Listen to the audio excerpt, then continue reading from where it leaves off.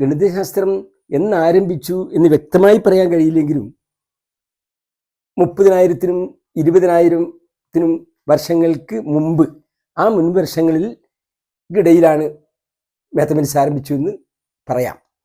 അന്ന് മനുഷ്യവംശം മൃഗങ്ങളെ വേട്ടയാടാൻ ഇറങ്ങുമ്പോഴും മൃഗങ്ങളെ മെരുക്കി വളർത്താൻ തുടങ്ങിയപ്പോഴും, ഇപ്പം ആട്ടിൻകൂട്ടങ്ങളെ രാവിലെ പുറത്തേക്ക് വിടുമ്പോൾ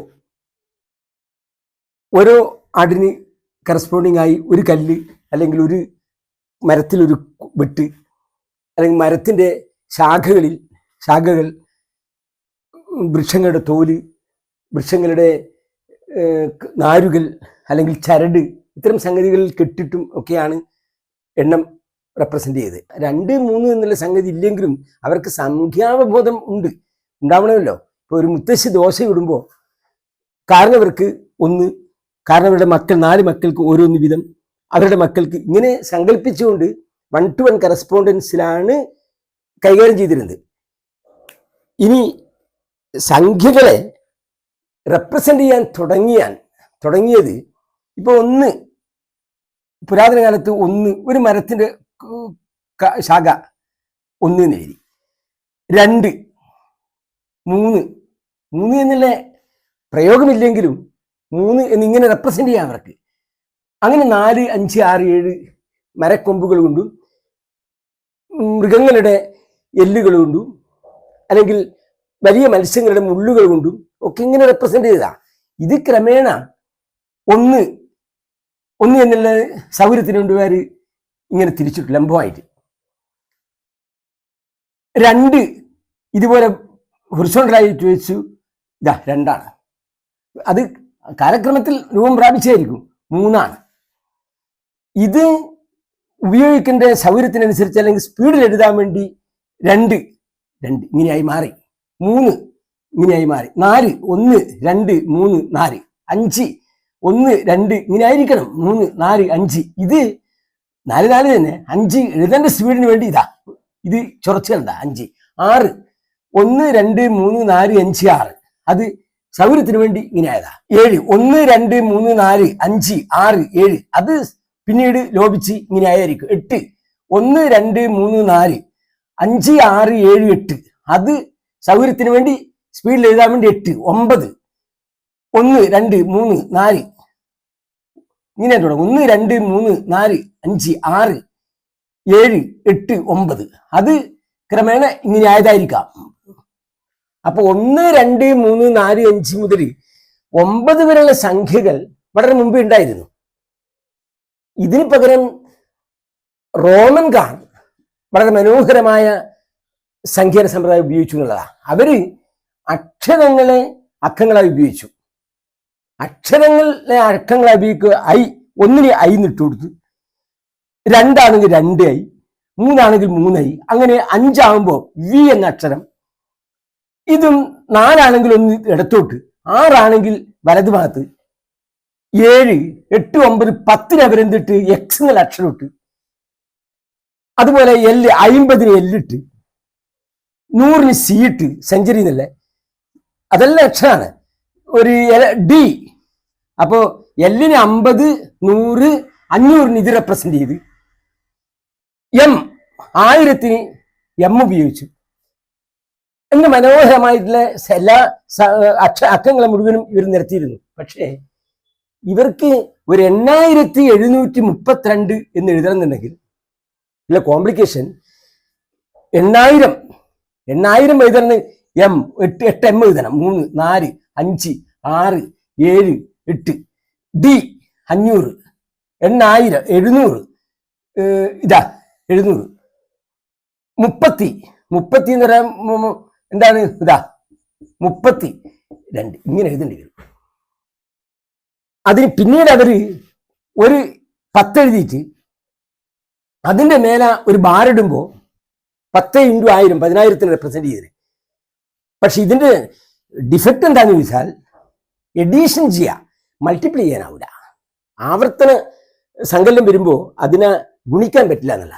ഇത് പല രാജ്യങ്ങളും പല വിധത്തിൽ ചെയ്തിരുന്നു. ഈ പുരാതന ഈജിപ്തിൽ ചെയ്തത് മനോഹര. 8732 എന്നുള്ളത് അവരെഴുതിയത് ഇങ്ങനെയാണ്. നമുക്ക് സങ്കല്പിക്കാൻ കൂടി പറ്റില്ല. ഇതാ ഇങ്ങനെയാണ് 1000 ഇട്ട് കൊടുത്തത്. ഇതുപോലെ 8 വേണം. ഇതുപോലെ 8 എഴുതിയിട്ട് 700 എന്നുള്ളത് ഇത് സി ആണ്. ഇതാ 7 സി എഴുതണം. 1 2 3 4 5 6 7 30 എന്ന് വെച്ചാൽ അവരിങ്ങനെയായിരുന്നു. ഇതാ 33 ഇതാ 2 ഇതായിരുന്നു. പറഞ്ഞുകൊണ്ട് വരുന്നത് അക്കങ്ങളെ റെപ്രസെന്റ് ചെയ്യാൻ, എണ്ണാൻ പഠിച്ചാലും അക്കങ്ങളെ റെപ്രസെന്റ് ചെയ്യാൻ ഇങ്ങനെ പല രീതികൾ മുമ്പ് മനുഷ്യവംശം ഉപയോഗിച്ചിരുന്നു. ഒടുവിൽ ഭാരതീയരാണ് ലോകത്തിന് ഏറ്റവും മഹത്തായ ഡീനറി സമ്പ്രദായം സംഭാവന ചെയ്തത്. അത് ആര്യഭടന്റെ കാലത്താണ്. AD 500 ഇപ്പൊ 5-ാം നൂറ്റാണ്ടല്ല AD.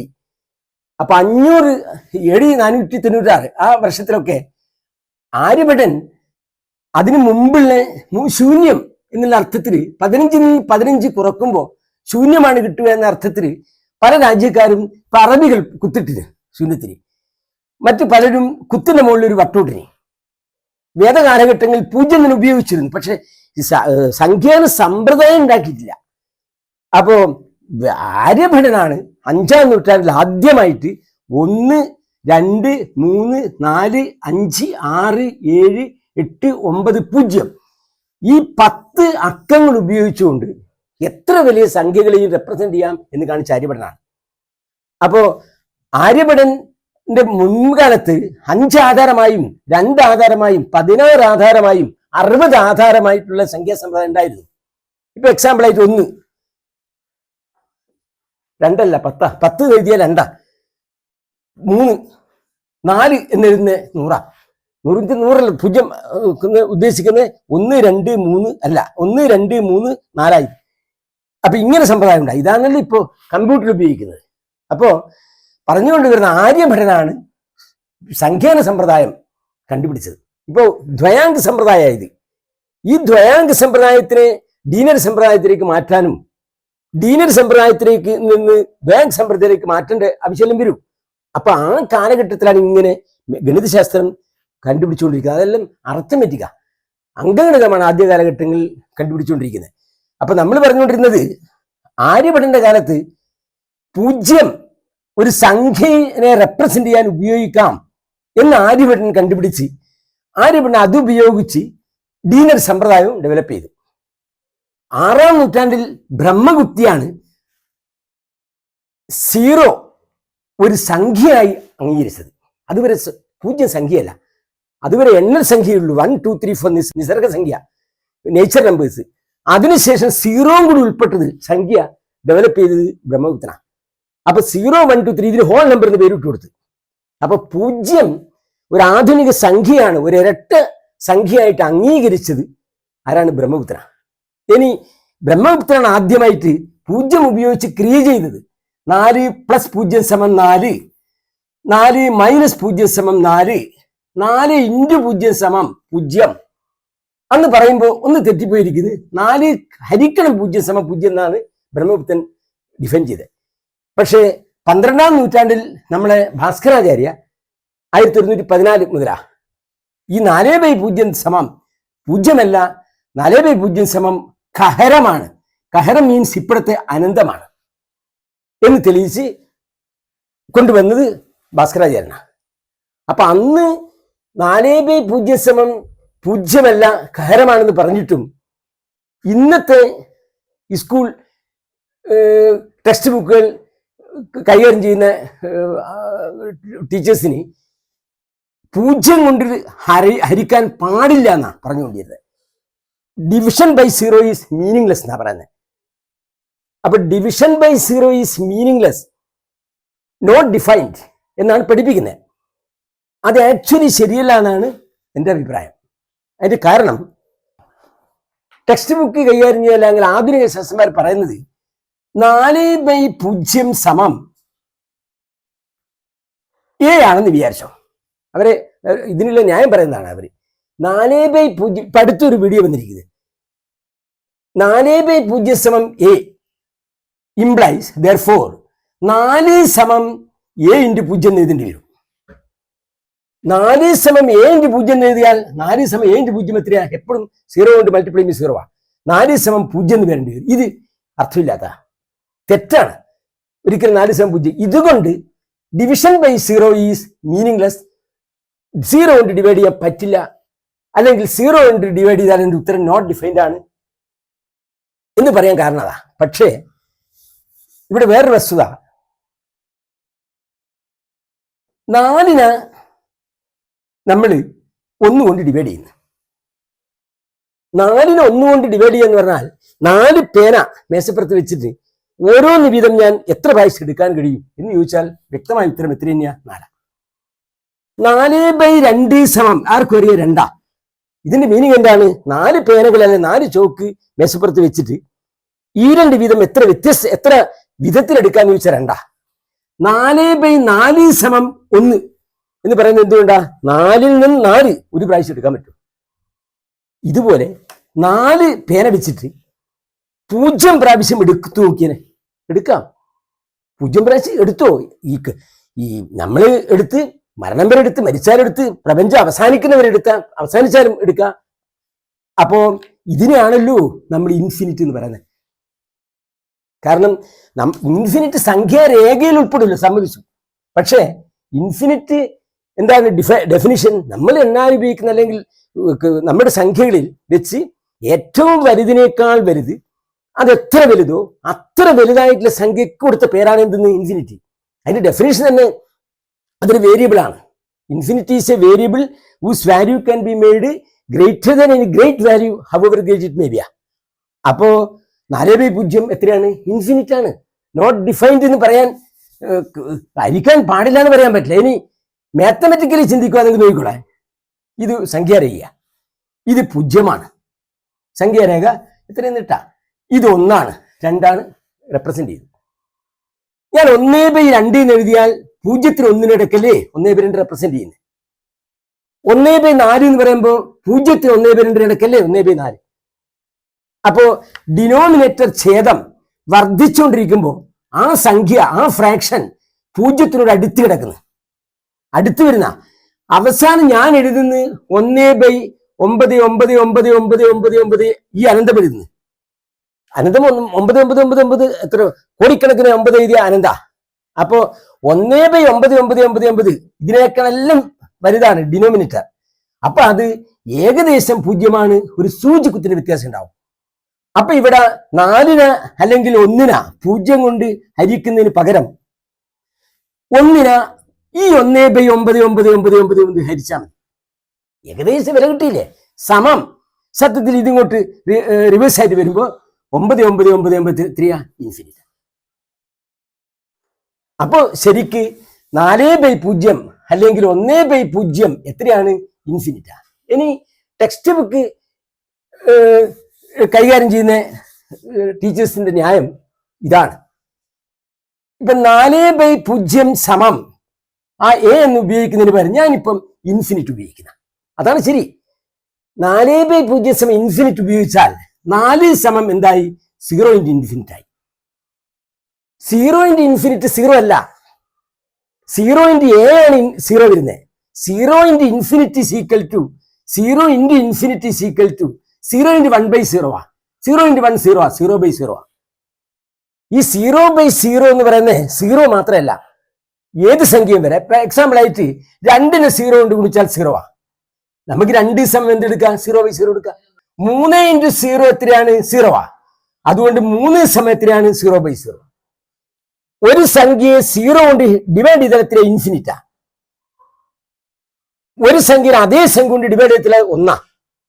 അപ്പൊ പറഞ്ഞുകൊണ്ട് വരുന്നത് 0/0 എന്ന് പറയുന്ന സംഖ്യ ഇതാണ് മീനിങ്ലെസ്. ഇതിന് ഏത് സംഖ്യ സ്വീകരിക്കാം. ഇതുപോലെ മാത്തമെറ്റിക്സിൽ 0/0, ഇൻഫിനിറ്റ്/ഇൻഫിനിറ്റ്, ഇൻഫിനിറ്റ് മൈനസ് ഇൻഫിനിറ്റ്, 1/∞, ഇങ്ങനെ ഇൻഡിറ്റർമിനേറ്റ്സ് എന്നല്ലേ പേര് കൊടുത്തേ? ഇൻഡിറ്റർമിനേറ്റ്സ് ഇതിന് പേര് കൊടുത്താ. ഇത് ഉപയോഗിച്ച് പല കണക്കുകളുണ്ടല്ലോ.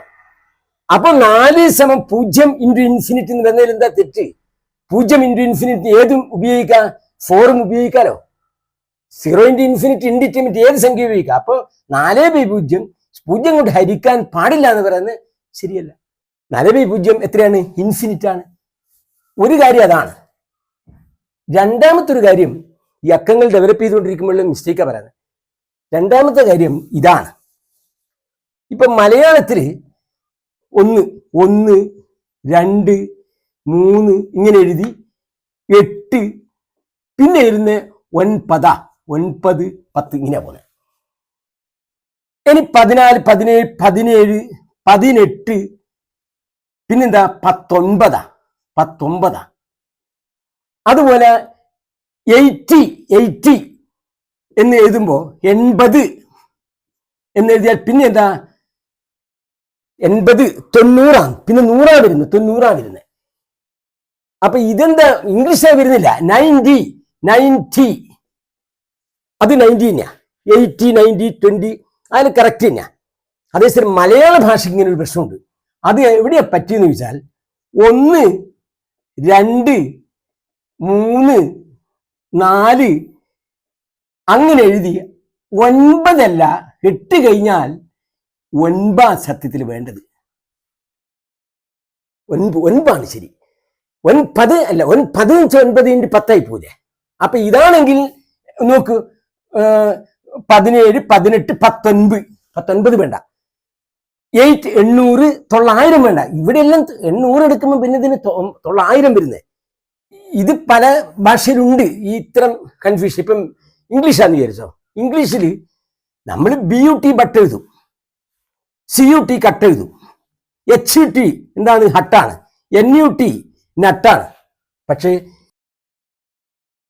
പുട്ടിന് ഇതെല്ലാം പട്ടെന്ന് വായിച്ചിട്ട് ഇതെന്തുകൊണ്ട് പുട്ട്, ഇവിടെയും കൺസോണന്റ് ആണ്, ഇതെല്ലാം കൺസോണന്റ് ചെയ്യുന്നില്ലേ, അല്ലെങ്കിൽ ഇത് വെർബാണ്, കട്ട് വെർബാണ്. അപ്പൊ അന്ന് ഒരു തെറ്റ് PUT പുട്ട് എന്ന് ഭാഷയിൽ ഉപയോഗിച്ച് അത് തന്നെയായിരിക്കും ചിലപ്പോൾ ഇപ്പോഴും ഉപയോഗിക്കുന്നത്. ഇതുപോലെ നമ്മളെ കണക്കിലും ബില്യൺ 1 എഴുതി 9 പൂജ്യ, ചില രാഷ്ട്രങ്ങളിൽ 1 എഴുതി 12 പൂജ്യം കിട്ടിയാലാണ് ബില്യൺ. ട്രില്യൺ. അപ്പൊ ഇത്തരം കൺഫ്യൂഷനൊക്കെ ഉണ്ട്. ആ കൺഫ്യൂഷനിൽ പെട്ടതാണ് ഈ 8 9 എന്നുള്ളത് 9 ഒരു സംഗതി പറഞ്ഞ. അതുപോലെ 4/0 എന്നുള്ളത് എപ്പോഴും എന്ത് ചെയ്യുക, ഇൻഫിനിറ്റ് ആണ്. അപ്പൊ സംഖ്യയുടെ എണ്ണൽ സംഖ്യകളുടെ ആ ചരിത്രം വന്നത് പറയാൻ ഒരു കാരണം, ഇപ്പം ഈ വെക്കേഷൻ കഴിഞ്ഞ ഉടനെ എൻ്റെ മകളുടെ മകൻ അമർനാഥ് എന്നോട് ചോദിച്ചിരുന്നു, സീരിയസ് ആയിട്ട് ചോദിച്ചാ 1 2 3 4 ഈ ഇങ്ങനെയുള്ള ഈ സംഖ്യകൾ ആരാ കണ്ടുപിടിച്ച്, എങ്ങനെയാണ് പേര് വന്ന്, എങ്ങനെയാ ഇതെല്ലാം ഇങ്ങനെ 4 × 4 എന്നുള്ള എഴുതി കൊണ്ടുവന്നുള്ള 3ാം ക്ലാസ്സിൽ പഠിക്കുന്ന കുട്ടി ചോദിച്ചിരുന്നു. അപ്പൊ അത് ഗണിതശാസ്ത്ര ചരിത്രവുമായി ബന്ധപ്പെട്ട ഒരു ചോദ്യമാണ്. ഒറ്റവാക്കിൽ ഉത്തരം പറയാൻ പറ്റില്ല. അപ്പോ അവന് വേണ്ടിയും അവനെ പോലെ ഈ അന്വേഷണത്വരയുള്ള മറ്റു കുട്ടികൾക്കും വേണ്ടിയാണ് ഞാനിത് കുറച്ച് എക്സ്പ്ലെയിൻ ചെയ്തത്. ഡീനറി സമ്പ്രദായം കണ്ടുപിടിക്കുന്നതിന് മുമ്പ് തന്നെ 10 100 1000 ഇങ്ങനെ നിലവിലിരുന്നു. ഇപ്പം 12ാം നൂറ്റാണ്ടിൽ ഭാസ്കരാചാര്യൻ അന്ന് വരെ പല രാജ്യങ്ങളിലും നിലനിരുന്ന മാത്തമെറ്റിക്സ് ക്രോഡീകരിച്ചുകൊണ്ട് സിദ്ധാന്ത ശിരോമണി എഴുതിയിരുന്നു. സിദ്ധാന്ത ശിരോമണിയിൽ first chapter Lilavati, second chapter Golaganitam അല്ലെ ബീജഗണിതം, തേർഡ് എന്താണ് ഗ്രഹഗണിതം, ഗോളഗണിതം, ഫോർത്ത്, ഇതെല്ലാം ഓരോ ബുക്കായിട്ട് തന്നെ അധ്യായം തന്നെയാണ്. അപ്പൊ ആ ലീലാവതിയിൽ പ്രത്യേകം പറഞ്ഞിരുന്നു, വേദകാലഘട്ടത്തിലും അടക്കം ഏകം, ദശം, ശതം, സഹസ്രം, ഐദം, ലക്ഷം, പ്രൈത, കോടയ, ക്രമശ, അർബുദം, അർജം, ഖർവം, നിഖർവം, മഹാബൽപ്പം, സംഗമസ്തസ്മാതി പരാർദ്ധമിതി ദശഗുണോത്തര സംജ്ഞാ ജലദിശാന്ത്യം പരാർദ്ധമിതി ദശഗുണോത്തര സംജ്ഞാ. പരാർദ്ധം 1 18 പൂജ്യം ഇടുന്ന. അപ്പോ പറഞ്ഞുകൊണ്ട് വരുന്നത് 10 എന്ന് എഴുതിയിട്ട് 1 എന്ന് എഴുതിയിട്ട് എത്രയും പൂജ്യം എഴുതിയാലും പേരുണ്ടായിരുന്നു. ഇപ്പൊ കാൻഡർ 1 എഴുതിയിട്ട് 100 പൂജ്യം ഇട്ടിട്ട് മേശപ്പുറത്ത് വെച്ചാ അവരുടെ പേരക്കുട്ടി വന്നിട്ട് ഇത് കണ്ട ഉടനെ ഗൂഗോൾ എന്തോ അയ്യോ എന്ന് പറയുന്ന മാതിരി പറഞ്ഞതാ. അപ്പൊ 1 എഴുതി 100 പൂജ്യം ഇട്ടാൽ അത് ഇന്ന് എങ്ങനെ എഴുതാം, 10 എന്ന് എഴുതിയിട്ട് 100 മേലെ എഴുതിയാൽ മതി. അതിനെന്ത് പേരിട്ട്? ഗൂഗോൾ അല്ലെ ഗൂഗോൾ. അപ്പൊ ഇന്ന് അക്കങ്ങൾ ഉപയോഗിച്ചുകൊണ്ട് ആകാശത്തിൽ എത്ര നക്ഷത്രങ്ങളുണ്ട്, അല്ലെ ഭൂമിയിൽ നിന്ന് സൂര്യനിലേക്കുള്ള ദൂരം എത്രയാണ്, ഒരു സെക്കൻഡിൽ ഭൂമി എത്ര കിലോമീറ്റർ വേഗതയിലാണ് തിരിയുന്നത്, ഇതൊക്കെ വളരെ വ്യക്തമായിട്ട് എഴുതാൻ കഴിയുന്നില്ല.